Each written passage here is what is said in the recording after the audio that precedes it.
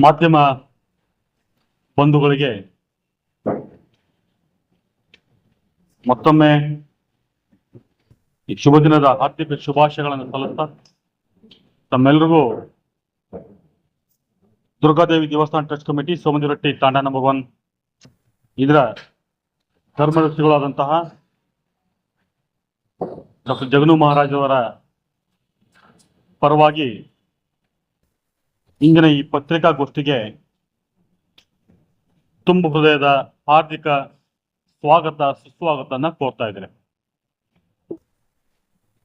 ಆತ್ಮೀಯ ಬಂಧುಗಳೇ, ಪ್ರತಿ ವರ್ಷದ ವಾಡಿಕೆಯಂತೆ ಈ ವರ್ಷ ಕೂಡ ಪರಪೂಜ್ಯ ಡಾಕ್ಟರ್ ಜಗನು ಮಹಾರಾಜ್ ಅವರ ಪರಮ ಆರಾಧ್ಯ ದೇವತೆ, ಬಂಜಾರರ ಶಕ್ತಿ ದೇವತೆ ಮಾತಾ ದುರ್ಗಾದೇವಿಯ ವಾರ್ಷಿಕ ಜಾತ್ರಾ ಮಹೋತ್ಸವ ಅತ್ಯಂತ ವಿಜೃಂಭಣೆಯಿಂದ ಭಕ್ತಿ ಭಾವದಿಂದ ಈ ಬಾರಿಯೂ ಕೂಡ ಕರ್ನಾಟಕ ತಾಂಡ ಅಭಿವೃದ್ಧಿ ನಿಗಮದ ಸಹಯೋಗದಿಂದ ಜರುಗಲಿದೆ. ಜಾತ್ರಾ ಮಹೋತ್ಸವದ ಧಾರ್ಮಿಕ ಆಚರಣೆಗಳು ಈಗಾಗಲೇ ಶುರುವಾಗಿದ್ದು, ಜಾತ್ರಾ ಮಹೋತ್ಸವದ ಅಧಿಕೃತ ಉದ್ಘಾಟನೆ ನಾಳೆ ಬರಲಿರುವ ಮಂಗಳವಾರ 14 ಜುಲೈ 2026 ಮಧ್ಯಾಹ್ನ 1 ಗಂಟೆಗೆ ಜರುಗಲಿದೆ. ತಮ್ಮೆಲ್ಲರೂ ತಿಳಿದಂತೆ ಇವತ್ತು ಸೋಮದಿರಟ್ಟಿ ತಾಂಡ ನಂಬರ್ 1 ಅತ್ಯಂತ ವಿಜಯಪುರ ಜಿಲ್ಲೆಯ ಗಡಿ ಭಾಗವನ್ನ ಹಂಚಿಕೊಂಡು ಇರುವಂತಹ ತಾಂಡ ಅತ್ಯಂತ ಹಿಂದುಳಿದ ಪ್ರದೇಶವಾಗಿತ್ತು. ಆ ತಾಂಡಕ್ಕೆ ಸರಿಯಾಗಿ ರಸ್ತೆ ಇರಲಿಲ್ಲ, ಕುಡಿಯುವ ನೀರಿನ ವ್ಯವಸ್ಥೆ ಇರಲಿಲ್ಲ. ಅಂತಹ ಒಂದು ಕುಗ್ರಾಮದಲ್ಲಿ ಪರಪೂಜ್ಯ ಜಗನು ಮಹಾರಾಜರ ಒಂದು ಸಾಧನೆಯ ಮುಖೇನ ದುರ್ಗೆಯ ಆಶೀರ್ವಾದದಿಂದ ಇವತ್ತು ಒಂದು ತೀರ್ಥಕ್ಷೇತ್ರವಾಗಿ ಅದು ಪರಿವರ್ತನೆ ಆಗಿದೆ. ಈ ತೀರ್ಥಕ್ಷೇತ್ರ ಬರೀ ನಮ್ಮ ಭಾಗಕ್ಕಷ್ಟೇ ಅಲ್ಲದೆ ಗೋವಾ, ಸಮಸ್ತ ಮಹಾರಾಷ್ಟ್ರ, ಮಧ್ಯಪ್ರದೇಶ, ಉತ್ತರ ಪ್ರದೇಶ, ಗುಜರಾತ್, ಆಂಧ್ರ, ತೆಲಂಗಾಣ ಹೀಗೆ ಎಲ್ಲ ರಾಜ್ಯಗಳಲ್ಲಿ ಜಗನು ಮಹಾರಾಜರ ಸಾಧನೆಯ ಮುಖೇನ ದುರ್ಗೆಯ ಒಂದು ಪ್ರಚಾರ ಆಗಿದೆ. ಹಾಗೆ ತೀರ್ಥಕ್ಷೇತ್ರ ಕೂಡ ಅತ್ಯಂತ ದಿವ್ಯವಾಗಿ ಭವ್ಯವಾಗಿ ಬೆಳೀತಾ ಇದೆ. ಬಹುತೇಕ ರಾಜ್ಯಗಳ ರಾಜ್ಯಪಾಲರು, ಮುಖ್ಯಮಂತ್ರಿಗಳು, ಮಾಜಿ ಪ್ರಧಾನಿಗಳು, ಶಾಸಕ ಮಹೋದಯಗಳು, ಬೇರೆ ಬೇರೆ ಸರ್ಕಾರದಲ್ಲಿ ಮಂತ್ರಿಮಂಡಲದಲ್ಲಿ ಕೆಲಸ ಮಾಡಿದಂತಹ ಮಂತ್ರಿ ಮಹೋದಯರು ಕೂಡ ಸೋಮದಿರಟ್ಟಿಯ ಶಕ್ತಿ ಅಧಿದೇವತೆ ದುರ್ಗೆಯ ಅಡಿಗೆ ಬಂದು ತಮ್ಮ ಇಷ್ಟಾರ್ಥಗಳನ್ನು ಈಡೇರಿಸಿಕೊಂಡು ತಮ್ಮ ಕೈಲಾದಷ್ಟು ಸೇವೆಯನ್ನ ದುರ್ಗಾ ಮಾತೆಗೆ ಮಾಡ್ತಾ ಬಂದದ್ದನ್ನು ತಾವೆಲ್ಲ ನೋಡಿದ್ದೀರಿ, ಕೇಳಿದ್ದೀರಿ. ಅಂತಹ ದಿವ್ಯ ಮಹಾತ್ಮ್ಯವುಳ್ಳಂತಹ ಸೋಮದಿರಟ್ಟಿ ತಾಂಡ ನಂಬರ್ 1 ದುರ್ಗಾ ಮಾತೆಯ ಸೇವಕರು, ಧರ್ಮದರ್ಶಿಗಳು, ನಮ್ಮೆಲ್ಲರೂ ಮಾರ್ಗದರ್ಶಿಸಿದಂತಹ ಪರಮಪೂಜ್ಯ ಡಾಕ್ಟರ್ ಜಗನು ಮಹಾರಾಜರು ಸತತ ಅವಿರತ ಪರಿಶ್ರಮದಿಂದ ಇವತ್ತು ಯಾವ ಬರದಿಂದ ಕಂಗೆಟ್ಟು ಸೋಮದಿರಟ್ಟಿಯ ತಾಂಡ ಜನ ಸತತವಾಗಿ ಗುಳೆ ಹೋಗ್ತಾ ಇದ್ರು, ಇವತ್ತು ತಮ್ಮದೇ ಆದ ಒಂದು ಸ್ಥಾನಮಾನವನ್ನು ಕಂಡುಕೊಳ್ಳಲಿ ಯಶಸ್ವಿಯಾಗಿದ್ದಾರೆ. ಅದಕ್ಕೆ ಸಹಕಾರಿಯಾಗಿ ನಮ್ಮೆಲ್ಲರ ನೇತಾರರು ಆಧುನಿಕ ಭಗೀರಥ ಎಂ ಬಿ ಪಾಟೀಲ್ರ ಕನಸಿನ ಕೂಸು ಏನು ಜಲಕ್ರಾಂತಿಯನ್ನು ಮಾಡಬೇಕಾಗಿತ್ತು, ಆ ಜಲಕ್ರಾಂತಿಯ ಮುಖಾಂತರ ಇವತ್ತು ಹಸಿರು ಅಲ್ಲಿ ಕಂಗೊಳಿಸ್ತಾ ಇದೆ. ಆ ನಿಟ್ಟಲ್ಲಿ ಇಡೀ ಭಾರತ ಅಷ್ಟೇ ಅಲ್ಲ, ಜಗತ್ತಿನ 20ಕ್ಕೂ ಹೆಚ್ಚು ರಾಷ್ಟ್ರಗಳಲ್ಲಿ ಇವತ್ತು ಬಂಜಾರ ಸಮಾಜ ಹರಿದು ಹಂಚಿ ಹೋಗಿದೆ. ಯಾವ ತಾಂಡದಲ್ಲೂ ಕೂಡ ಹೆಲಿಪ್ಯಾಡ್ ಇರುವಂತಹ ಪ್ರತೀತಿ ಆಗಲಿ ಉದಾಹರಣೆ ಆಗಲಿ ಇಲ್ಲ. ಅಂತಹ ಯಾವ ಕುಗ್ರಾಮದ ಹಣೆಪಟ್ಟನ್ನ ಅಂದುಕೊಂಡಿತ್ತೋ ಆ ಸಂದರ್ಭದಲ್ಲಿ ಮಾಜಿ ಪ್ರಧಾನಿಗಳು, ರಾಜ್ಯಪಾಲರುಗಳು, ಹಲವು ರಾಜ್ಯಗಳ ಮಂತ್ರಿಗಳು ಈ ಕಾರ್ಯಕ್ರಮಕ್ಕೆ ಬರಲು ಅನುವಾಗಲಿ ಅಂತ ಪರಪೂಜ್ಯ ಜಗನು ಮಹಾರಾಜರು ತಾಂಡಾದಲ್ಲಿಯೇ ಇವತ್ತು ಹೆಲಿಪ್ಯಾಡ್ ನಿರ್ಮಿಸೋದು ಶಾಶ್ವತ ಹೆಲಿಪ್ಯಾಡ್ಗಳು, ಬರೀ ತಾತ್ಪೂರ್ತಿಕ ಅಥವಾ ಟೆಂಪರರಿ ಅಲ್ಲ, ಶಾಶ್ವತ ಹೆಲಿಪ್ಯಾಡ್ಗಳನ್ನು ನಿರ್ಮಾಣ ಮಾಡಿದ್ದು ಇದೊಂದು ವಿಶ್ವ ದಾಖಲೆ ಅಂತ ನಾ ಹೇಳ್ಬೋದಾಗಿದೆ. ಕಾರ್ಯ ಅಷ್ಟೇ ಅಲ್ಲ, ಸಮಾಜ ಇವತ್ತು ಮುಂಚೂಣಿ ಬಲ್ಲಿ ಬರಬೇಕು, ಪ್ರಮುಖ ವಾಹಿನಿ ಬರಬೇಕಾದ್ರೆ ಶಿಕ್ಷಣ ಅತ್ಯಂತ ಪ್ರಮುಖವಾಗಿದ್ದು, ಸಮಾಜ ಶಿಕ್ಷಣದಿಂದ ವಂಚಿತವಾಗಿದ್ದರಿಂದನೇ ಬಹುಪಾಲು ಜನ ಗುಳೆ ಹೋಗ್ತಾ ಇದ್ದಾರೆ. ಅದಕ್ಕೆ ಕಡಿವಾಣ ಹಾಕ್ಬೇಕಂತಂದು ಸುಮಾರು 2.5 ದಶಕಗಳ ಹಿಂದನೆ ಆ ನಿಟ್ಟಿನಲ್ಲಿ ವಿಚಾರ ಮಾಡಿ ವಸತಿ ಸಹಿತ ಶಿಕ್ಷಣ ಸಂಸ್ಥೆಯನ್ನ ಆರಂಭ ಮಾಡಿದ್ದು ಕೂಡ ಪರಮ ಪೂಜ್ಯರ ಒಂದು ಅವರ ಸಮಾಜದ ಪಡೆಯುವಂತಹ ಕಾಳಜಿಯನ್ನ ತೋರಿಸ್ತಾ ಇದೆ. ಪೂರ್ವ ಪ್ರಾಥಮಿಕ ಹಾಗೂ ಪ್ರಾಥಮಿಕ ಶಾಲೆಗಳಿಂದ ಶುರುವಾದಂತಹ ಅವರ ಶೈಕ್ಷಣಿಕ ಕ್ರಾಂತಿ ಧಾರ್ಮಿಕ ಚಳುವಳಿಯ ಮುಖೇನ ಧಾರ್ಮಿಕ ಜಾಗೃತಿ, ಸಮಾಜನ ಕಟ್ಟುವ ಕಾರ್ಯದ ಜೊತೆಯಾಗಿ ಇವತ್ತು ಅದು ಪದವಿ ಪೂರ್ವ ಮತ್ತು ಪದವಿ ಮಟ್ಟದ ಶಿಕ್ಷಣ ಕೊಡುವ ಮಟ್ಟಿಗೆ ಅವರು ಶಿಕ್ಷಣ ಸಂಸ್ಥೆಯನ್ನು ಬೆಳೆಸಿದ್ದಾರೆ. ಅಂದ್ರೆ ಅವರ ಒಂದು ವಿಶೇಷ ಕಾಳಜಿಯನ್ನ ತೋರಿಸ್ತಂತ ನಾನು ಹೇಳಕ್ಕೆ ಇಚ್ಛೆ ಪಡ್ತೇನೆ.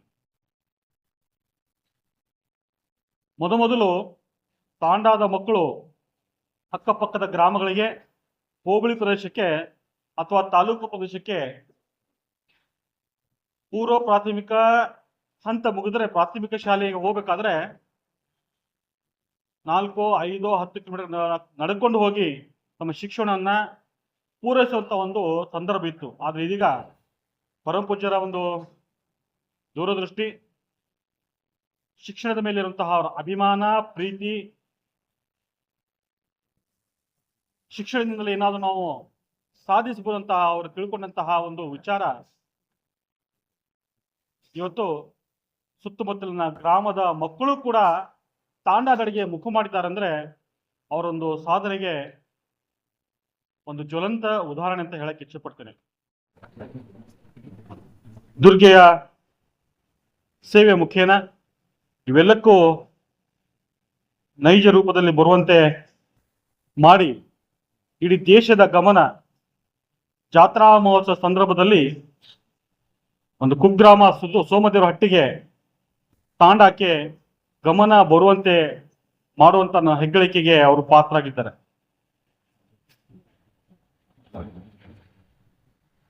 ಹಲವಾರು ರಾಜ್ಯಗಳ ರಾಜ್ಯಪಾಲರು, ಹಾಗೆ ಕರ್ನಾಟಕದ ಹೆಮ್ಮೆಯ ಪುತ್ರ, ಕರ್ನಾಟಕದ ಮಣ್ಣಿನ ಮಗ ಅಂತ ಖ್ಯಾತಿಯಂತಹ ದೇವೇಗೌಡರು ಕೂಡ ಈ ದೇವಸ್ಥಾನಕ್ಕೆ ಭೇಟಿ ಕೊಟ್ಟು ದೇವಿಯ ಆಶೀರ್ವಾದಕ್ಕೆ ಪಾತ್ರರಾಗಿ ಪರಮ ಪೂಜ್ಯರ ಪ್ರೀತಿ ಕೂಡ ಪಾತ್ರರಾಗಿದ್ದನ್ನು ಕೂಡ ತಮ್ಮೆಲ್ಲರಿಗೂ ನೆನಪಿಸಕ್ಕೆ ಇಚ್ಛೆ ಪಡ್ತೇನೆ. ನಿತ್ಯವೂ ಕೂಡ ಮಹಾರಾಷ್ಟ್ರ ಭಾಗ ಇರ್ಬೋದು, ಗೋವಾ ಇರ್ಬೋದು, ಕರ್ನಾಟಕದ ಹಲವು ರಾಜ್ಯದ ಹಲವು ಕ್ಷೇತ್ರಗಳ ಶಾಸಕರ ಮಹೋದಯರು ಕೂಡ ಪರಮ ಪೂಜ್ಯರು ಇವತ್ತು ಪೀಠದಲ್ಲಿ ಇದ್ದಾರೆ ಅಂದ್ರೆ ಅವರು ದಯಮಾಡಿಸಿ ಅವರ ಆಶೀರ್ವಾದ ಪಡಿತಾ ಇದ್ದಾರೆ. ಹಾಗೆ ಕೂಡ ಅವರ ಮುಖೇನ ಶಕ್ತಿಯ ರೀತಿಯ ದೇವತೆ ದುರ್ಗೆಯ ಆಶೀರ್ವಾದ ಲೋಕ ಕಲ್ಯಾಣಕ್ಕೆ ಉಪಯೋಗ ಆಗಲಿ ಅಂತ ಮಹೋನ್ನತ ವಿಚಾರದಿಂದ ಜಾತ್ರಾ ಮಹೋತ್ಸವನ್ನ ಪ್ರತಿ ವರ್ಷ ಕೂಡ ಅವರು ರೂಪಿಸಿಕೊಂಡು ಬಂದಿದ್ದಾರೆ. ಈ ಬಾರಿಯ ಜಾತ್ರಾ ಮಹೋತ್ಸವಕ್ಕೆ ಮಾಧ್ಯಮ ಮಿತ್ರರ ಮುಖೇನ ರಾಜ್ಯ ಅಷ್ಟೇ ಅಲ್ಲ, ದೇಶದ ಪ್ರತಿಯೊಬ್ಬ ಶಕ್ತಿಯ ಆರಾಧಕರಿಗೆ ತಲುಪಲಿ, ಅವರೆಲ್ಲರೂ ಬಂದು ಈ ಜಾತ್ರಾ ಮಹೋತ್ಸವ ಪಾಲ್ಗೊಂಡು ತಾಯಿಯ ಒಂದು ಆಶೀರ್ವಾದಕ್ಕೆ ಪಾತ್ರರಾಗಲಿ. ಇದರಿಂದ ಲೋಕಃ ಸರ್ವೇ ಸುಖಿನೋ ಭವಂತು ಅಂತ ನಾನು ನುಡಿದೆಯೋ ಅದರಂತೆ ಪ್ರತಿಯೊಬ್ಬರು ಸುಖದಿಂದ, ಶಾಂತಿಯಿಂದ, ನೆಮ್ಮದಿಯಿಂದ ತಾವು ಕಂಡುಕೊಂಡಂತಹ ಕನಸು ನನಸಾಗಲಿ ಅಂತ ಅವರೊಂದು ಅಪೇಕ್ಷೆ ಇದೆ. ಆ ಅಪೇಕ್ಷೆ ತಮ್ಮಕ್ಕೆ ಎಲ್ಲರೂ ತಲುಪಲಿ ಅಂತ ನಾವು ಕೂಡ ತಮ್ಮಲ್ಲಿ ವಿನಂತಿ ಮಾಡ್ಕೊತೇವೆ. ನಂಬರ್ 1ರಲ್ಲಿ ಪ್ರತಿ ವರ್ಷದಂತೆ ಈ ವರ್ಷವೂ ಶ್ರೀ ಮಾತಾ ದುರ್ಗಾದೇವಿ ವಾರ್ಷಿಕ ಜಾತ್ರಾ ಮಹೋತ್ಸವ ದಿನಾಂಕ 13/7/2026ರಂದು ಪುಣೆ ತಂಡದ ರಾತ್ರಿ 9 ಗಂಟೆಗೆ ಮರಾಠಿ ಲಾವಣಿ ಕಾರ್ಯಕ್ರಮ ಇರುವುದು. ದಿನಾಂಕ 14/7/26ರಂದು ಮಂಗಳವಾರ ಪ್ರತಿ ವರ್ಷದಂತೆ ದೇವಿಯ ಮಹಾಪೂಜೆ ಆರತಿ ಬೆಳಗ್ಗೆ 5 ಗಂಟೆಗೆ ನಡೆಯಲಿದೆ. ಅಂದಿನ ದಿವಸ ದೇಶದ ನಾನಾ ಕಡೆಯಿಂದ ಗಣ್ಯಾತಿಗಳು ದೇವಿಯ ಭಕ್ತಾದಿಗಳು ಎಲ್ಲ ರಾಜ್ಯಗಳಿಂದ ಆಗಮಿಸುತ್ತಾರೆ. ಅಂದಿನ ಶ್ರೀ ಮಾತಾ ದುರ್ಗಾದೇವಿ ವಾರ್ಷಿಕ ಜಾತ್ರಾ ಮಹೋತ್ಸವಕ್ಕೆ ಸನ್ಮಾನ್ಯ ಶ್ರೀ ಏಕನಾಥ್ ಶಿಂದೆ ಅವರು ಉಪಮುಖ್ಯಮಂತ್ರಿಗಳು ಮಹಾರಾಷ್ಟ್ರ ಸರ್ಕಾರ ಹಾಗೂ ಕೇಂದ್ರ ಸಚಿವರಾದ ಸನ್ಮಾನ್ಯ ಶ್ರೀಪಾದ್ ನಾಯ್ಕ್ ಇಂಧನ ಇಲಾಖೆ ಭಾರತ ಸರ್ಕಾರ, ಸನ್ಮಾನ್ಯ ಸುಭಾಷ್ ಫಲ್ದೇಸಾಯಿ ಸಮಾಜ ಕಲ್ಯಾಣ ಸಚಿವರು ಗೋವಾ, ಖ್ಯಾತ ಚಲನಚಿತ್ರ ಬಾಲಿವುಡ್ ನಟರಾದ ಗೋವಿಂದ ಇವರಿಂದ ಮನರಂಜನೆ ಕಾರ್ಯಕ್ರಮ ಮಧ್ಯಾಹ್ನ 1 ಗಂಟೆಗೆ ಇರುವುದು.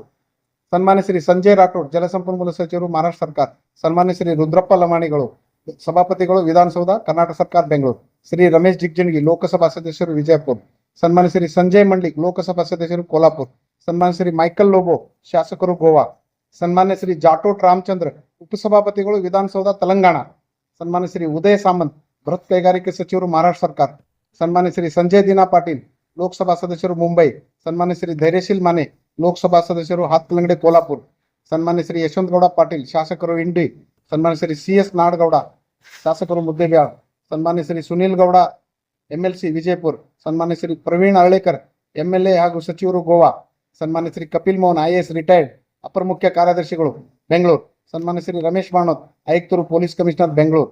ಅನೇಕ ಗಣ್ಯಾತಿಗಳು ನಾನಾ ರಾಜ್ಯಗಳಿಂದ ಆಗಮಿಸಲಿದ್ದಾರೆ. ಪ್ರತಿ ವರ್ಷದಂತೆ ದೇವಿಯ ಪೂಜೆ ಪುನಸ್ಕಾರಗಳು ನಿಯಮದಂತೆ ನಡೆಯುತ್ತದೆ. ಪ್ರತಿ ವರ್ಷ ದೇವಿ ದುರ್ಗಾ ದೇವಾಲಯಕ್ಕೆ ಹೆಲಿಕಾಪ್ಟರ್ ಮೂಲಕ ಪುಷ್ಪಾರ್ಚನೆ ನೆರವೇರಿದೆ. ನಂತರ ಗಣ್ಯಾತಿ ಗಣ್ಯರಿಂದ ಅತಿಥಿ ಗೃಹ ಉದ್ಘಾಟನೆ ಇರುವುದು.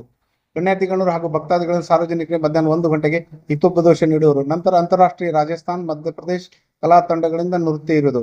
ಕನ್ನಡ ಮತ್ತು ಸಂಸ್ಕೃತಿ ಇಲಾಖೆ ವತಿಯಿಂದ ಸಾಂಸ್ಕೃತಿಕ ಕಾರ್ಯಕ್ರಮ ಒಳ್ಳೆ ವಿಜೃಂಭಣೆಯಿಂದ ಜರುಗುವುದು. ಈ ಮೇಲಿನ ಎಲ್ಲಾ ಕಾರ್ಯಕ್ರಮಗಳು ಬಬಲೇಶ್ವರ ಕ್ಷೇತ್ರದ ಸ್ಥಳೀಯ ಶಾಸಕರು ಹಾಗೂ ಬೃಹತ್ ಕೈಗಾರಿಕೆ ಹಾಗೂ ಮೂಲಭೂತ ಸೌಕರ್ಯ ಹಾಗೂ ವಿಜಯಪುರ ಜಿಲ್ಲಾ ಉಸ್ತುವಾರಿ ಸಚಿವರಾದ ಸನ್ಮಾನ್ಯ ಶ್ರೀ MB ಪಾಟೀಲ್ ಅವರ ಅಧ್ಯಕ್ಷತೆಯಲ್ಲಿ ಜರುಗುವುದು. ಹಾಗೂ ಮೇಲಿನ ಎಲ್ಲಾ ಕಾರ್ಯಕ್ರಮಗಳು ಶ್ರೀ ಮಾತಾ ದುರ್ಗಾದೇವಿ ಟ್ರಸ್ಟ್ ಕಮಿಟಿ ಹಾಗೂ ತಾಂಡಾ ನಿಗಮದ ಸರ್ಕಾರಿ ಸಹಯೋಗದಲ್ಲಿ ಜಾತ್ರಾ ಮಹೋತ್ಸವ ಜರುಗುವುದು. ಹಲವಾರು ಲೋಕಸಭೆ ಸದಸ್ಯರು, ಮಂತ್ರಿ ಮಹೋದಯರು ಜೊತೆಗೆ ಈ ಬಾರಿ ವಿಶೇಷ ಆಕರ್ಷಣೆ ಎಂದರೆ ಮಾಜಿ ಸಂಸದರು ಹಾಗೂ ಬಾಲಿವುಡ್ದ ಆಳಿದಂತಹ ಖ್ಯಾತ ನಟರಂತಹ ಗೋವಿಂದರು ಕೂಡ ಈ ಬಾರಿ ಬರೀನ ಜಾತ್ರಾ ಮಹೋತ್ಸವಕ್ಕೆ ಅಷ್ಟೇ ಬರೋದಲ್ಲದೆ ನಾನು ಬಂದು ತಗೊಂಡು ಆಶೀರ್ವಾದ ತೆಗೆದುಕೊಂಡು ಬರೀ ವೈಯಕ್ತಿಕ ಆಗ್ತದೆ, ನನ್ನ ಸ್ವಾರ್ಥ ಆಗ್ತದೆ, ಬಂದಾಗ ಒಂದು ಕಾರ್ಯಕ್ರಮ ಕೊಟ್ಟು ತಾಯಿ ಸೇವೆ ಕೂಡ ಮಾಡ್ತೀನಿ, ಕಲೆಯ ಮುಖಾಂತರ ಸೇವೆ ಮಾಡ್ತೀನಿ ಅಂತ ಒಪ್ಕೊಂಡು ಇವತ್ತು ತಮ್ಮ ಸಮಸ್ತ ತಂಡ ಜೊತೆಗೆ ಇವತ್ತು ಸೋಮದಟ್ಟಿ ತಂಡ ಬರ್ತಾ ಇದ್ದಾರೆ ಅಂದ್ರೆ ಇದು ನಿಜವಾಗ್ಲೂ ನಮ್ಮ ಭಾಗಕ್ಕೆ ಹೆಮ್ಮೆ ಪಡುವಂತ ವಿಷಯ. ಬಹುಶಃ ದೇಶದ ಯಾವುದೇ ತಂಡಕ್ಕೆ ಇನ್ನುವರೆಗೂ ಗೋವಿಂದ ಅವರು ಭೇಟಿ ಕೊಟ್ಟಿಲ್ಲ. ಇದೊಂದು ಐತಿಹಾಸಿಕ ಭೇಟಿ ಅಂತ ಕೂಡ ಹೇಳ್ಬೋದು. ಅಂತಹ ತಂಡದಲ್ಲಿ ಇವತ್ತು ರಾಷ್ಟ್ರೀಯ ಅಥವಾ ಅಂತಾರಾಷ್ಟ್ರೀಯ ಖ್ಯಾತಿರುವಂತಹ ಗೋವಿಂದರವರು ಮಾಜಿ ಸಂಸದರು ಕೂಡ ಅವರು ಬರ್ತಿದ್ದಾರೆ. ಮತ್ತೆ ಅವರಾಗೆ ಸಂತೋಷದಿಂದ ಬೇರೆ ಯಾರಾದ್ರು ನಟರನ್ನು ಕರೆದಾದ್ರೆ ಲಕ್ಷ ಗಟ್ಟಲೆ ಅವರಿಗೆ ಒಂದು ಸಂಭಾವನೆ ಕೊಟ್ಟು ಕರೆಸಬೇಕು, ಅದೇ ನಮ್ಗೆ ಗೊತ್ತಿದೆ. ಅದ ಹಂತದಲ್ಲಿ ಸೇವೆಯ ರೂಪದಲ್ಲಿ ಬರ್ತದೆ ಕೂಡ ನಾವು ಅದನ್ನ ಮನಗೊಳ್ಬೇಕಾಗಿದೆ. ಮತ್ತು ಪ್ರತಿ ವರ್ಷ ಏನಾದ್ರು ಒಂದು ವಿಶೇಷ ಇರ್ತದೆ. ಈ ಬಾರಿ ಕೂಡ ಹೆಲಿಕಾಪ್ಟರ್ ಮುಖೇನ ದೇವಿಯ ಒಂದು ದೇವಸ್ಥಾನ ಮೇಲೆ ಪುಷ್ಪಾರ್ಚನೆ ಕೂಡ ಇರುತ್ತದೆ. ಇವೆಲ್ಲಕ್ಕೂ ತಾವು ಸಾಕ್ಷೀಕರಿಸಬೇಕು. ಆ ಮುಖೇನ ದೇಶದ ಪ್ರತಿಯೊಬ್ಬ ಶಕ್ತಿ ದೇವತೆ ಆರಾಧಕರಿಗೆ ದೇವಿಯ ಒಂದು ವಿಚಾರ ತಲುಪಲಿ, ಜಗತ್ತಿನಲ್ಲಿ ಯಾವತ್ತೂ ಸುಖ ಶಾಂತಿ ನೆಮ್ಮದಿ ಅಭಿವೃದ್ಧಿ ಆಗಲಿ ಅಂತ ಅವರ ಒಂದು ಬಯಕೆ. ಆ ಬಯಕೆ ಈ ಪ್ರಕಾರ ಆಗಲಿ. ಹಾಗೆಯೇ ಗೋಲ್ಡ್ ಮ್ಯಾನ್ ಖ್ಯಾತಿಯ ಸನ್ನಿ ವಾಕ್ಚೂರೆ ಮತ್ತು ಸಂಜಯ್ ಗುಜ್ಜರ್ ಅಂತ ಇವರಿಗೆ ಸೋಷಿಯಲ್ ಮೀಡಿಯಾದಲ್ಲಿ ಯೂಟ್ಯೂಬ್ ಮತ್ತು ಇನ್ಸ್ಟಾಗ್ರಾಮ್ ಮತ್ತು ಫೇಸ್ಬುಕ್ ಅಲ್ಲಿ ಸುಮಾರು 25 ಲಕ್ಷಕ್ಕಿಂತ ಹೆಚ್ಚು ಫಾಲೋವರ್ಸ್ ಇರುವಂತಹ ವ್ಯಕ್ತಿಗಳು. ಇವರು ಎಲ್ಲಿಯೋ ಓಡಾಡಿದ್ರು ಕೂಡ ಇವರ ದೇಹದ ಮೇಲೆ ಕನಿಷ್ಠ ಇನ್ನೊಂದು 5 kg ಬಂಗಾರ ಆಭರಣಗಳನ್ನು ಹಾಕೊಂಡು ತಿರುಗಾಡ್ತಾರೆ. ಇವರ ವಾಹನ ಕೂಡ ಸಂಪೂರ್ಣ ಸ್ವರ್ಣ ಲೇಪಿತ ವಾಹನ, ಗೋಲ್ಡ್ ಪ್ಲೇಟೆಡ್. ಬಟ್ಟೆ ಕೂಡ ಹಾಕೋದು ಕೂಡ ಇವರು ಆ ಗೋಲ್ಡ್ ಪ್ಲೇಟೆಡ್ ಬಟ್ಟೆಗಳನ್ನ ಹಾಕೋತಾರೆ. ಹೀಗಾಗಿ ಅವ್ರಿಗೆ ಗೋಲ್ಡ್ ಮ್ಯಾನ್ ಅಂತ ಒಂದು ಪ್ರತೀತಿ ಇದೆ. ಇವತ್ತು ಎಲ್ಲಾ ಸೆಲೆಬ್ರಿಟೀಸು ಏನಿದ್ದಾರೆ ಅವ್ರ ಜೊತೆಗೆ ಸಮಯ ಕಳೆಯಕ್ಕೆ ಅಪಾಯಿಂಟ್ಮೆಂಟ್ ತೆಗೆದುಕೊಳ್ಳುವಂತ ಒಂದು ಖ್ಯಾತಿ ಅವರಿಬ್ಬರಿಗಿದೆ. ಅವ್ರಿಗೂ ಕೂಡ ಇವತ್ತು ಪರಮ ಪೂಜ್ಯರ ಒಂದು ಕೀರ್ತಿ, ಹೆಸರು, ದುರ್ಗೆಯ ಒಂದು ಏನು ಶಕ್ತಿ ಇದೆಯೋ ಅದನ್ನ ಮನಗೊಂಡು ಅವರು ಕೂಡ ಬರ್ತಿದ್ದಾರೆ. ಹೀಗಾಗಿ ಅತ್ಯಂತ ವಿಶಿಷ್ಟವಾದ ಒಂದು ಜಾತ್ರಾ ಮಹೋತ್ಸವ ಪ್ರತಿ ವರ್ಷ ಆಗ್ತದೆ. ಈ ವಾರ ಇನ್ನಷ್ಟು ಅದಕ್ಕೆ ವಿಜೃಂಭಣೆ ಮತ್ತು ಭಕ್ತಿಯ ಪರಾಕಾಷ್ಠೆ ತಲುಪುವಂತಹ ಒಂದು ಸಂದರ್ಭ ಇರೋದ್ರಿಂದ ತಾವೆಲ್ಲರೂ ಉಪಸ್ಥಿತರಿದ್ದು ತಾಯಿಯ ಒಂದು ಕೃಪೆಗೆ ತಾವು ಕೂಡ ಪಾತ್ರ ಆಗಬೇಕು. ತಾವು ಕೂಡ ಇಒ ಆಗಿರ್ಬೋದು ಮತ್ತು ಫೈರ್ ಸೇಫ್ಟಿ ಆಫೀಸರ್ಗಳಿರ್ಬೋದು, ಅಲ್ಲಿರುವಂತಹ CPI PS ಜೊತೆಗೆ ನಿನ್ನೆ ಒಂದು 2 ಸುತ್ತಿನ ಒಂದು ಚರ್ಚೆ ಮತ್ತು ಆ ಕಾರ್ಯಕ್ರಮದ ತಯಾರಿಗೋಸ್ಕರ ನಿನ್ನೆ ಪರಮ ಪೂಜ್ಯರು ಸುಮಾರು 2 ಗಂಟೆಗಳ ಕಾಲ ಸಭೆ ಕೂಡ ನಡೆಸಿದ್ದಾರೆ. ಇದಕ್ಕೆ ಸಂಪೂರ್ಣವಾಗಿ ಯಾಕಂದ್ರೆ ಜಿಲ್ಲಾಡಳಿತದ ಸಹಕಾರ ಇದೆ ಮತ್ತು ಜಿಲ್ಲಾ ಪೋಸ್ಟರ್ ಕೂಡ ವಿಶೇಷ ಮುತುವರ್ಜಿ ವಹಿಸಿಕೊಂಡು ಕಾನೂನು ಸುವ್ಯವಸ್ಥೆ ಮತ್ತು ಯಾವುದೇ ರೀತಿ ಅಲ್ಲಿ ಲೋಪ ಆಗದೆ ನೋಡ್ಕೊಳ್ಳಕ್ಕೆ ಅವರು ಕೂಡ ನೇರವಾಗಿ ಅದನ್ನ ಉಸ್ತುವಾರಿ ವಹಿಸ್ತಾ ಇದ್ದಾರೆ. ಇದಕ್ಕೆಲ್ಲಕ್ಕೂ ಬೆನ್ನೆಲುಬಾಗಿ ನಮ್ಮ ಜಿಲ್ಲೆಯ ಉಸ್ತುವಾರಿ ಸಚಿವರು MB ಪಾಟೀಲ್ರು ಪ್ರತಿ ದಿನದ ಒಂದು ಮಾಹಿತಿಯನ್ನ ಪರಮ ಪೂಜ್ಯರ ಮುಖೇನ ಪಡೆದುಕೊಳ್ತಾ ಇದ್ದಾರೆ. ಯಾವುದೇ ರೀತಿ ಕಾರ್ಯಕ್ರಮದಲ್ಲಿ ತೊಂದರೆ ಆಗಬಾರ್ದು. ಈ ಸಾರಿ ಸ್ವಲ್ಪ ಮಳೆ ತುಂಬಾ ತಡವರಿಂದ ನೀರಿನ ತೊಂದರೆ ಕೂಡ ಆಗ್ಬಾರ್ತಾ ವಿಶೇಷವಾಗಿ ನಮ್ಮ ಅಲ್ಲಿ ತಹಶೀಲ್ದಾರ್ ಮತ್ತು ಇವುಗಳಿಗೆ ನಿರ್ದೇಶನ ಕೊಟ್ಟಿದ್ದಾರೆ. ಒಟ್ಟಾರೆ ಕಾರ್ಯಕ್ರಮ ಅತ್ಯಂತ ವಿಜೃಂಭಣೆಯಿಂದ ಭಕ್ತಿ ಭಾವದಲ್ಲಿ ಜರುಗ್ತಾ ಇದೆ. ಯಶಸ್ವಿ ಆಗಕ್ಕೆ ತಾವು ಕೂಡ ಅದಕ್ಕೆ ಕೈ ಜೋಡಿಸಂತ ವಿನಂತಿ ಮಾಡ್ತಾರೆ. ಸೋದರಂತಹ ಮೋಹನ್ ಶಂಕರ್ ಚವ್ಹಾಣ್ ಇದ್ದಾರೆ. ಅವ್ರ ಪಕ್ಕದಲ್ಲಿ ಹಿರಿಯರು, ಸಮಾಜದ ಮುಖಂಡರು, ಶಿಕ್ಷಣ ಪ್ರೇಮಿಗಳಂತಹ DH ಜಾಧವ್ ಇದ್ದಾರೆ. ಅವ್ರ ಪಕ್ಕದಲ್ಲಿ ಸೋದರಂತಹ ಭೀಮು ರಾಠೋಡ್ ಇದ್ದಾರೆ. ಪ್ರಥಮ ದರ್ಜೆಯ ಉದ್ದಿಮೆದಾರರು, ಗುತ್ತಿಗೆದಾರರು ಇಂಡಿ. ಸದ್ಯ ಅವ್ರ ಪುಣೆಯಲ್ಲಿ ಜಾಸ್ತಿ ತಮ್ಮ ಕೆಲಸವನ್ನ ನಿರ್ವಹಿಸ್ತಾ ಇದ್ದಾರೆ. ಪೂಜ್ಯರ ಪರಿಚಯ ತಮ್ಗೆ ಅವಶ್ಯಕತೆ ಇಲ್ಲ. ನನ್ನ ಸಂಪೂರ್ಣ ಬಲಭಾಗದಲ್ಲಿ ಅತ್ಯಂತ ಉತ್ಸಾಹಿ ಯುವ ತರುಣರು ಮತ್ತು ಯುವ ಮುಖಂಡರಂತಹ ಸಹೋದರ ಸುನೀಲ್ ಅವರು ಪೂಜಾರರಿದ್ದಾರೆ. ಅವ್ರ ಪಕ್ಕದಲ್ಲಿ ಮೋಹನ್ ಚವ್ಹಾಣ್ ಅವರು ಪ್ರಥಮ ದರ್ಜೆಯ ಗುತ್ತಿಗೆದಾರರು. ನನ್ನ ಬಲಭಾಗದಲ್ಲಿ ಸಹೋದರ ರವಿ ರಾಠೋಡ್ ಇದ್ದಾರೆ. ಬಂಜಾರ ಪರಿಷತ್ತಿನ ಜಿಲ್ಲೆಯ ಅಧ್ಯಕ್ಷರು ಕೂಡ ಅತ್ಯಂತ ಉತ್ಸಾಹಿ ಬಂಜಾರ ಮುಖಂಡರು. ಹಾಗೆಯೇ ತಮ್ಮ ಜೊತೆಗೆ ರಾಕೇಶ್ ರಜಪೂತ್ ಇದ್ದಾರೆ, ಅನಿಲ್ ಚವ್ಹಾಣ್ ಇದ್ದಾರೆ, ಅಭಿಷೇಕ್ ನಾಯ್ಕರಿದ್ದಾರೆ. ಹೀಗೆ ಹಲವಾರು ಬಂಧುಗಳು ಈ ತಾಯಿಯ ಸೇವೆ ಮಾಡಕ್ಕೆ ನಮ್ಮ ಜೊತೆಗೆ ಉಪಸ್ಥಿತಿದ್ದಾರೆ ಅಂತ ಹೇಳಕ್ ಇಚ್ಛೆ ಪಡ್ತೇನೆ.